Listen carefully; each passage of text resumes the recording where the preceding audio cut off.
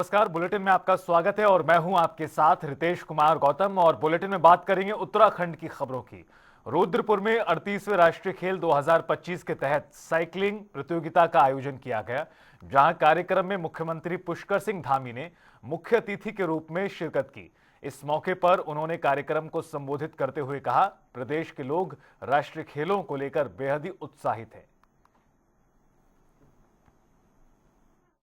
यहाँ पर trap and skip प्रतियोगिता का शुभारंभ भी हो गया है और उधर बेलोड्रम में आज साइकिलिंग की भी प्रतियोगिता बहुत शानदार चल रही है। और कल हल्द्वानी में फुटबॉल, देहरादून में शूटिंग, कहीं योगा, वाटर स्पोर्ट्स अलग अलग स्थानों पर हमारे यहाँ पर बहुत शानदार आयोजन हो रहे हैं पूरे प्रदेश के अंदर। और निश्चित रूप से यह आयोजन हम सब के अंदर प्रदेशवासियों पर भी बहुत उत्साह का वातावरण है, जिसमें अभी 10,000 खिलाड़ी और 6,000 हमारे ऑफिशियल्स, 3,000 वॉलंटियर्स और सभी लोग लगकर लगभग 20,000 के लोग इन खेलों में अलग अलग तरीके से इसके संचालन में भूमिका निभा रहे हैं। मैं सभी को बधाई देता हूं। और बहुत अच्छा हमारा स्ट्रक्चर बन गया है, जगह जगह पर अच्छे स्टेडियम बन गए हैं, साइकिलिंग ट्रैक बन गए हैं, अन्य स्थानों पर जो प्रतियोगिताएं होनी है सभी पर जो हमारे स्ट्रक्चर खड़े हो रहे हैं, ये आगे चलकर हमारे सभी खिलाड़ियों के लिए बहुत काम आएंगे। उनके खेल के क्षेत्र में उनके विकास में भी सहायक बनेंगे और आने वाले समय में हमारे बच्चों को, खिलाड़ियों को, सभी को एक अच्छा स्थान मिलेगा। निश्चित रूप से ये हमारे लिए बहुत ऐतिहासिक है और हमारे खिलाड़ी राज्य के भी अच्छा प्रदर्शन कर रहे हैं। 35 के लगभग अभी तक पदक उनको प्राप्त हो गए हैं, सभी के लिए उत्साहवर्धक है।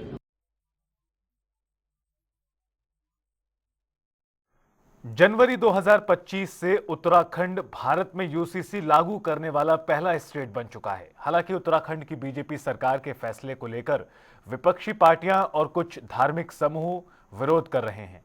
वहीं कांग्रेस प्रदेश अध्यक्ष करण माहरा ने यूसीसी का विरोध करते हुए इसे उत्तराखंड राज्य के लिए अहितकारी बताया। जो शब्द लिखा गया है सहवासी संबंध, ये निश्चित ही निंदनीय है और एक खुली छूट दे दी है कि कोई 1 साल तक अगर उत्तराखंड में रहता है तो वो सहवासी संबंध बना सकता है और जाते समय कुछ रकम और कुछ प्रॉपर्टीज दे के चले जाए, बस बाकी हो गया, खत्म। और जो सर्विस क्लास है और वो अगर आज ट्रांसफर होकर उत्तराखंड आ रहा है तो वो कल ही से किसी के साथ भी रह सकता है।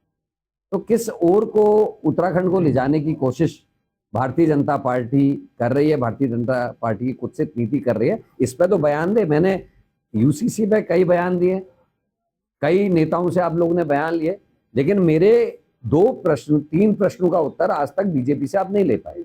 मैंने कहा कि धारा 3 की 378 से 389 तक के जो 12 क्लॉजेज हैं उसके बारे में क्या कहना है, सहवासी संबंध, लिव इन रिलेशनशिप पे बीजेपी का क्या कहना है। दूसरा, जो कमेटी बनी 5 लोगों की, उसमें केवल 1 उत्तराखंडी है, 4 गैर उत्तराखंडी है, ये कैसे हुआ, जबकि संविधान ये कहता है कि जो भी कम्युनिटी या जो स्टेट इससे प्रभावित होगी उसका प्रतिनिधित्व मंडल इसमें होना चाहिए। ना थारू है, ना बुक्सा है, ना भोटिया है, ना जनजाति के लोग हैं, कौन है। और अगर कोई कम्युनिटी छूट रही है, कोई जाति उपजाति छूट रही है, तो ये सामान्य नागरिक संहिता कैसे हो गई। अगर समान नागरिक संहिता है तो पूरे हिंदुस्तान के नागरिकों के लिए एक से होनी चाहिए, तो कहाँ है। और जो हमारे संविधान की अनुच्छेद 44 है उसका घोर उल्लंघन है। 1 दिन का भी अगर इसमें जुडिशियल ट्रायल अगर ले लेगी सुप्रीम कोर्ट, ये उसी दिन खत्म हो जाएगा। मैं आज आपके कैमरे में ऑन कैमरा इस बात को कह रहा हूँ। जो हमारी जो अनुच्छेद 44 है उसका खुला उल्लंघन उत्तराखंड का यूसीसी है, इस बात को मैं ऑन कैमरा कह रहा हूँ, इसको आप जांच कर लीजिए। उत्तराखंड में यूसीसी लागू होने के बाद अब गुजरात भी यूनिफॉर्म सिविल कोड लाने की तैयारी कर रहा है। इसे लेकर गुजरात में एक बैठक गठित की गई जो जल्द ही सरकार को अपने सुझाव देगी। वहीं उत्तराखंड में यूसीसी लागू होने के बाद प्रदेश सरकार काफी उत्साहित है। माननीय मुख्यमंत्री श्री पुष्कर सिंह धामी जी ने यूसीसी जिस दिन लागू किया उस दिन ये चीज़ कही थी कि यूसीसी की जो धारा है वो गंगोत्री की तरह पूरे देश में बहेगी। तो उसी दिशा में गुजरात ने अब जो है ये कदम उठाया है और यहाँ पे भी एक हाई लेवल कमेटी बन गई है जिसका गठन जो है माननीय मुख्य सचिव ने किया है। तो वो उसमें जो भी संशोधन से रिलेटेड कोई भी प्रॉब्लम आती है या रजिस्ट्रेशन से संबंधित कोई भी किसी को समस्या आती है तो उसका निस्तारण किया जाएगा और धीरे धीरे सभी राज्य जो है इसको एक आदर्श के रूप में आत्मसात करने जा रहे हैं, क्योंकि ये हमारी ज़रूरत भी है और उत्तराखंड प्रथम राज्य बनकर यूसीसी लागू करने वाला राज्य बना है। तो उसके लिए सभी प्रदेशों में अब यूसीसी के तहत जो है आगे निर्णय लिए जाए। और खबर देहरादून से, जहां प्रदेश कांग्रेस कार्यालय में बैठक हुई और इस मीटिंग में कई कांग्रेस के कार्यकर्ताओं ने पार्षद पद के लिए शीर्ष नेतृत्व पर टिकट बेचने का गंभीर आरोप लगाया और साथ ही जमकर हंगामा किया, जिस पर कांग्रेस प्रदेश अध्यक्ष करण माहरा ने बयान देते हुए कहा कि आरोप लगाने वालों के ऊपर कानूनी कार्रवाई होगी। नहीं, मैंने कानूनी कार्रवाई उसके लिए नहीं कहा। मैंने कहा कानूनी कार्रवाई उस पर करेंगे जो मिथ्या आरोप लगा रहे हैं टिकट के उस पर। मैंने कहा अगर किसी का प्रूफ है कि किसी ने पैसे लेके टिकट दिए हैं तो प्रूफ प्रस्तुत करें, अन्यथा झूठे आरोप किसी भी पदाधिकारी के ऊपर लगाना ठीक नहीं है। क्योंकि जितने लोग आए थे वो सब लोग चुनाव लड़े हैं, उनमें से कोई ये नहीं कह रहा कि मैंने पैसे दे के टिकट लिया। उसके बाद भी कोई लोग अगर आरोप लगा रहे हैं तो मैंने कहा जो लोग झूठे आरोप लगा के माहौल ख़राब कर रहे हैं उनके खिलाफ निश्चित ही हम कानूनी कार्रवाई करेंगे। इस मैंने कह दिया, बड़ा हास्यास्पद समय, इस बारे में कोई कमेंट नहीं करूंगा। अपने विचार ऐसा कभी किसी पार्टी में नहीं होता, कभी आलोचना समालोचनाएं होती हैं और जो समालोचना के लिए तो बुलाया जाता है कि हार जीत क्या मतलब, वहाँ जो बोल लगा सबको मुकदमे हो जाएंगे। ये पहली बार है, ये नेचर और अपरिपक्व बयान है, ऐसा नहीं होता पार्टी में। पार्टी गरिमा, जिसको जिम्मेदारी उसको ज्यादा गंभीरता से सोचना चाहिए। कोई सड़क छाप आदमी भी नहीं ऐसी बात करेगा। ये बड़ा इससे मजाक बना है, कोई बात नहीं, ऐसा कभी नहीं होता कि मुकदमा करते हैं। तो फिर तो राहुल गांधी के खिलाफ पार्टी के नेता बनो तो मुकदमा करते रहेंगे सबको। यही हुआ क्या? ऐसा नहीं होता। डेमोक्रेसी समझो, पार्टी को समझो, पार्टी संविधान को समझो और अपनी जिम्मेदारी को समझो। केवल आलोचना करने या दूसरों को धमकाने से काम नहीं चलता। अपनी कमियों को खोजो। 10 लोग, सीनियर लोग बैठे, जूनियर लोग बैठे, वो करो उसको। कहाँ है संगठन, कहाँ यूथ कांग्रेस, कहाँ एनएसए, कहाँ महिला, कहाँ चुनाव में कहाँ दिखाई दी? कांग्रेस कहीं दिखाई दी? कितनी जगह अध्यक्ष लोग गए बताओ चुनाव जिताने? तो गंभीर बात है। हमें तो पार्टी की चिंता हो रही है, हमें नेताओं की चिंता, आज गए कल आए, कल आज हमें, कल दूसरा तीसरा, लेकिन ये नहीं चलेगा। लेकिन कांग्रेस को धोखा मत दो, राजीव गांधी को धोखा मत दो। देश के लिए पहले चला हजारों किलोमीटर यात्रा की, वो पार्टी को जिंदा रखना और हम पार्टी की जड़ें काटना, इसे गंभीरता से महसूस करना चाहिए। आपको क्या लगा कांग्रेस? और बुलेटिन में आगे बढ़ते हैं। नगर निकाय चुनाव में आए नतीजों पर चर्चा के लिए कांग्रेस प्रदेश कार्यालय में बैठक हुई। बता दें कि महानगर इकाई की बैठक में कई कार्यकर्ताओं ने पार्षद पद के लिए टिकट बेचने का आरोप लगाया है, जिस पर हंगामा भी हुआ और पार्टी के बड़े नेताओं की संलिप्तता के भी आरोप लगे। लेकिन महानगर प्रदेश अध्यक्ष जसविंदर सिंह जोगी ने इस प्रकार की घटना से साफ इनकार किया है, खारिज किया है। जो ये बैठक थी वो सिर्फ पार्षद और पार्षद प्रत्याशियों की थी। जब इसमें कुछ लोग जो पार्षद प्रत्याशी और पार्षद नहीं थे, ये बोला गया बाहर जाने के लिए, तो वहाँ गर्मा गर्मी हुई। तो उसमें बाद में वो लोग बाहर चले गए, उसके बाद बैठक हुई, अध्यक्ष का संबोधन है, संबोधन के बाद सब लोगों ने लंच किया और समाप्ति हुई। कुछ कार्यकर्ताओं ने टिकट बेचने का आरोप लगाया है, इस पर आपका क्या कहना है? देखिए, हर बार कोई भी चुनाव होगा इस तरह के आरोप लगते रहते हैं, ये निराधार है, इसमें कोई भी सत्य है ही नहीं और ये हर चुनाव में ऐसा होता है। जो आरोप लगाए उनके प्रति क्या रुख? जो आरोप लगाया है वो निराधार है और हर चुनाव में इस तरह के आरोप लगते हैं। एक स्क्रीनिंग कमेटी बनती है, एक टिकट जो है एक व्यक्ति नहीं देता है, प्रभारी होते हैं, पूरे कमेटी की स्क्रीनिंग की जाती है और ये पिछले 10 से 15 दिन का प्रोसेस होता है। उस प्रोसेस को फॉलो करने के बाद ही प्रदेश नेतृत्व के माध्यम से ही टिकट के लिस्टिंग जारी की जाती है। इसमें कोई एक व्यक्ति जो सर्वे सर्वा नहीं होता। हाल ही में हुए नगर निकाय चुनाव को लेकर 7 फरवरी को शपथ ग्रहण समारोह का आयोजन किया गया है और इस कड़ी में निकाय चुनाव में जो रिजल्ट सामने आए उसको लेकर तमाम पार्टियां अभी भी एक दूसरे पर आरोप प्रत्यारोप लगा रही हैं। इसे लेकर कांग्रेस प्रदेश अध्यक्ष करण माहरा का कहना है कि उत्तराखंड के निकाय चुनाव में सरकार ने सत्ता का दुरुपयोग किया और चुनावों को प्रभावित किया। वहीं तमाम लोगों के नाम लिस्ट से गायब करना भी चिंता का विषय रहा। इस मुद्दे को लेकर कैबिनेट मंत्री सौरभ बहुगुणा का बयान सामने आया है और उन्होंने कहा कि करण मारा पहले अपनी पार्टी को संभाले जो धड़ों में बटी है। धांधलबाजी करती है, उसको लेकर दिल्ली में भी परेशानी खड़ी कर दी है, क्योंकि कहीं किसी के नाम हटाना, कहीं वोटिंग में गड़बड़ी करना। देखिए, मैं बहुत ज़्यादा करण मेहरा जी को टिप्पणी नहीं करूँगा, पहले वो अपनी पार्टी को संभाल लें। धड़ों में बटी हुई पार्टी है कांग्रेस। आप देखिएगा इस बार भी जो दिल्ली में रिजल्ट आएगा उसमें भी मुझे नहीं लगता कि कांग्रेस की एक भी सीट आएगी। पिछले चुनाव में वो 0 सीटों पे थे, इस बार भी मुझे लगता है जनता ने कांग्रेस को पूरी तरीके से नकार दिया है, उनकी नीतियों को नकार दिया है, उनकी सोच को नकार दिया है। इस वक्त पूरा देश कहीं ना कहीं मोदी जी के ऊपर अपनी आस्था व्यक्त करता है, पूरी उनकी रीतियों पे, उनकी नीतियों पे चलना चाह रहा है। क्योंकि सबको मालूम है कि अगर इस देश को आने वाले समय में विश्व गुरु बनना है, सबको मालूम है अगर इस देश को विकसित बनना है, इस देश को एक विश्व शक्ति बनना है, तो कहीं ना कहीं ये काम सिर्फ और सिर्फ बीजेपी की सरकार और माननीय मोदी जी का नेतृत्व।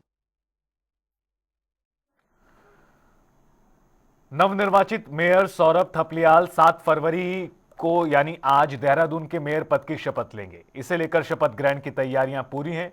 आपको बता दें कि मेयर सौरभ थपलियाल ने कहा कि कल शपथ ग्रहण समारोह के दौरान मुख्यमंत्री पुष्कर सिंह धामी भी मौजूद रहेंगे, साथ ही पार्षद भी साथ होंगे जो शपथ लेंगे। उन्होंने कहा कि मेरी प्राथमिकता यह है कि देहरादून की जन समस्याओं को जल्द से जल्द दूर किया जाएगा। आयोजन होना है, किस तरीके की तैयारियां हैं, कौन कौन लोग उसमें मौजूद रहेंगे, किस तरह के बोर्ड बैठक की जाएगी। कल शपथ ग्रहण का समय निकला है 7 तारीख सायंकाल 5 बजे, और अपने नगर निगम परिसर में जिस प्रकार से पारंपरिक होता आया है तो वहीं पे ये होने जा रहा है। समस्त अपने जितने भी अपने महानगर के अपने कार्यकर्ता हैं, अपने समस्त पार्षदगण हैं और उनके परिजन भी हैं, सब लोग उसमें समर्थक हैं, सब लोग उसमें आते हैं। अपने माननीय मुख्यमंत्री जी उसमें उपस्थित रहेंगे और अपने कमिश्नर जो हैं गढ़वाल कमिश्नर, वो उसमें शपथ दिलवाएंगे मेयर को। फिर मेयर नीचे जो प्रक्रिया है पार्षद गणों को शपथ दिलवाएंगे। तो ये बड़ा अच्छा कार्यक्रम रहेगा और समस्त अपने भारतीय जनता पार्टी के कार्यकर्ता भी रहेंगे और अपने वरिष्ठ नेतृत्व सब लोग वहाँ पर उपस्थित रहेंगे। उत्तराखंड में 30 अप्रैल से 4 धाम यात्रा की शुरुआत हो रही है और इस कड़ी में अक्षय तृतीया के दिन गंगोत्री और यमुनोत्री धाम के कपाट खुलेंगे। 4 मई को बद्रीनाथ धाम के कपाट खोलने की तिथि भी घोषित की गई है। केदारनाथ धाम के कपाट खोलने की तिथि की औपचारिक घोषणा शिवरात्रि के अवसर पर होगी। आगामी 4 धाम यात्रा को देखते हुए आपदा प्रबंधन विभाग ने भी तैयारियां तेज कर दी हैं और इसे लेकर आपदा प्रबंधन सचिव विनोद कुमार सुमन ने बताया कि आपदा की दृष्टि से बाकी सभी विभाग भी अपना कार्य कर रहे हैं।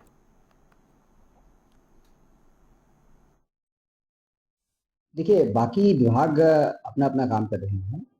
जहां तक आपदा के प्रबंधन की बात है, आपदा के प्रबंधन के लिए हम लोग लगातार मॉनिटरिंग कर रहे हैं।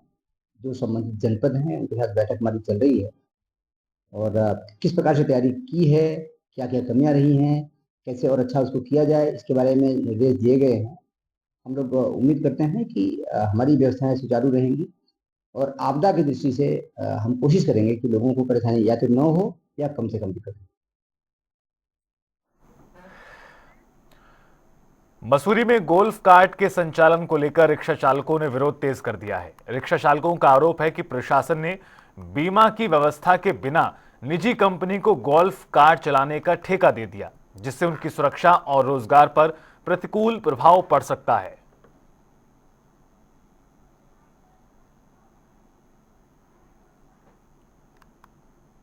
कार का तो हम विरोध इसलिए कर रहे हैं क्योंकि गाड़ी इंश्योर नहीं है।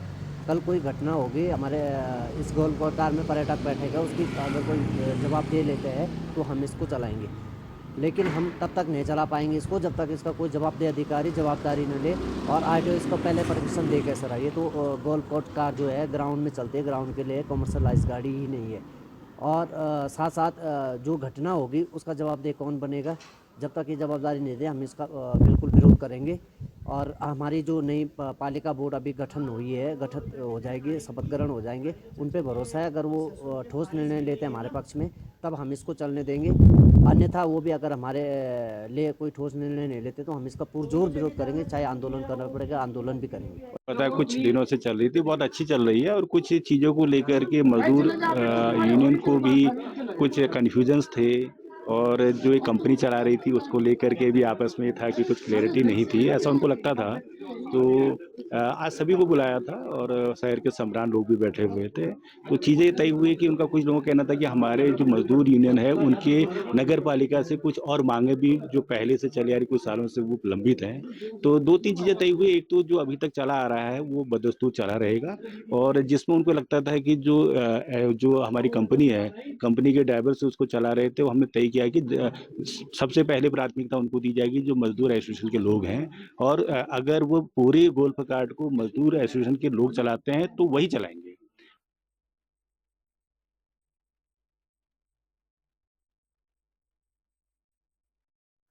हल्द्वानी में चौड़ीकरण का काम लगातार जारी है और इस कड़ी में शहर के 13 चौराहों का चौड़ीकरण किया जा रहा है। वहीं शहर का नरीमन चौराहा सबसे सुंदर नजर आया। बता दें कि हल्द्वानी रेलवे स्टेशन से लेकर नरीमन चौराहे तक 410 मीटर संकरी सड़क को अतिक्रमण तोड़कर 9 मीटर से 24 मीटर चौड़ा किया गया, जिसके बाद अब काठ गोदाम में आम जनता और पर्यटकों को कई घंटे जाम में नहीं गुजारने पड़ेंगे। देखिए रिपोर्ट। हम लोग जो हमारा जिलाधिकारी महोदया के निर्देशन में 13 चौराहों का कार्य था, प्लस उसमें 2 बॉटल नेक के एक्सपेंशन का मामला था, उसको हम लोग काफ़ी हद तक अभी काम पूर्ण कर चुके हैं। इसमें एक जो सबसे ज़्यादा अत्यधिक महत्वपूर्ण प्रोजेक्ट था, जो रेलवे स्टेशन चौराहा है वहाँ से लेकर नरीमन चौराहा, ये बहुत ही मतलब बहुत ही कम चौड़ाई थी। यहाँ पर कंजेस्शन रहता था ट्रैफिक का, ऑलमोस्ट 8 से 9 मीटर इसकी चौड़ाई थी। इसको बार फुटिंग पर और हमारे डीएम साहब ने जो भी निर्देश दिए और एक टीम बना करके हम लोगों ने इसमें काम किया है। इस पर जो आज चौड़ाई हमें मिल चुकी है करीब 18.5 मीटर से 25 मीटर तक इसकी रोड विड्थ हो चुकी है। 4 लेन में इसको कन्वर्जन अब हमारा सिर्फ रोड फर्निशिंग का काम रह गया है। इसके अलावा एक महत्वपूर्ण बात ये थी कि नरीमन चौराहा जो है एक कुमाऊं का प्रवेश द्वार है। हल्द्वानी में चौराहों के चौड़ीकरण के आदेश के बाद अब चौराहे अपना रूप लेने लगे हैं और वो रूप कैसा निकल के आ रहा है ये तस्वीरों में हम आपको दिखाना चाहेंगे। ये जो तस्वीरें हैं ये हल्द्वानी के नारीमन चौराहे की हैं। कुमाऊं का प्रवेश द्वार ये कहलाता है क्योंकि कुमाऊं से आने वाली सभी जो गाड़ियां हैं वो यहीं से इसी चौराहे से हल्द्वानी की तरफ प्रवेश करती हैं।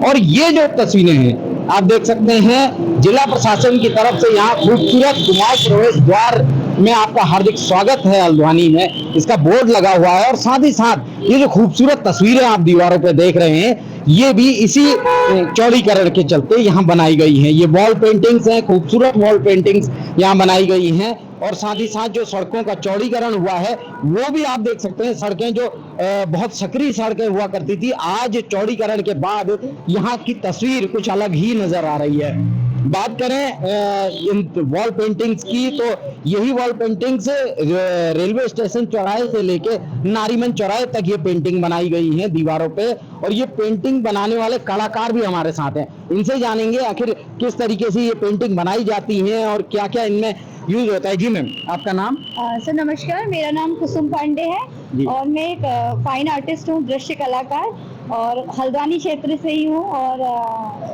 काफ़ी 10 वर्षों से कला क्षेत्र में मैं कार्य कर रही हूँ।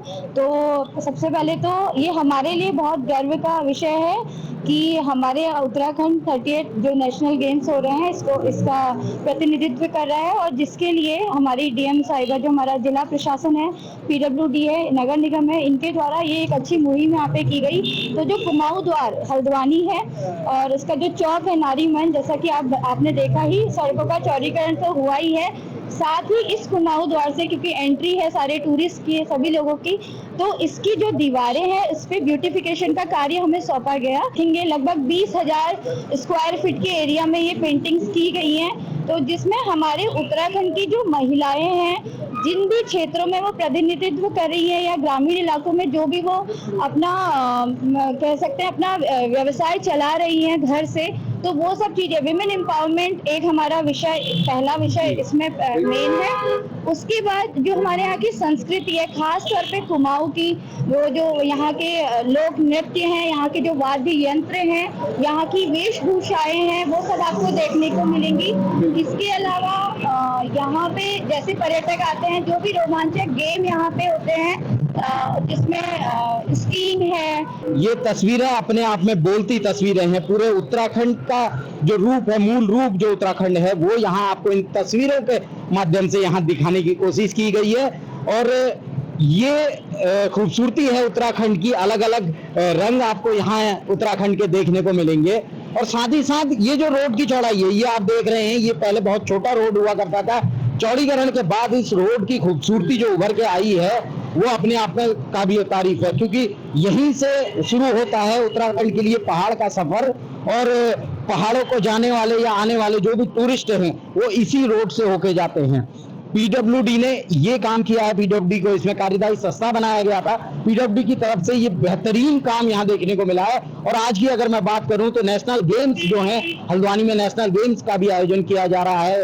नेशनल गेम्स चल रहे हैं और 14 तारीख को जो समापन समारोह है, वो भी हल्द्वानी में 14 तारीख को होना है। 14 फरवरी को समापन समारोह होना है, तो उसकी तैयारियों के लिहाज से भी इसको देखा जा सकता है। और साथ ही साथ अगर बात करें यहाँ के एटमॉस्फेयर की, तो ये जो जगह है काठगोदाम, जहाँ नारीबंद चौराहा है, जो मुख्य केंद्र है हल्द्वानी का, जिसको कुमाऊं का प्रवेश द्वार कहलाता है, तो यहाँ जो भी सैलानी आते हैं, वो इस मनमोहक दृश्य को अपने मन में बसा के अपने घरों पे जरूर लेके जाते हैं। जनता टीवी के लिए संजय प्रसाद, हल्द्वानी से। फिलहाल इस बुलेटिन में इतना ही। वक्त तो चला एक ब्रेक का। जनता टीवी पर खबरों का सफर लगातार जारी है।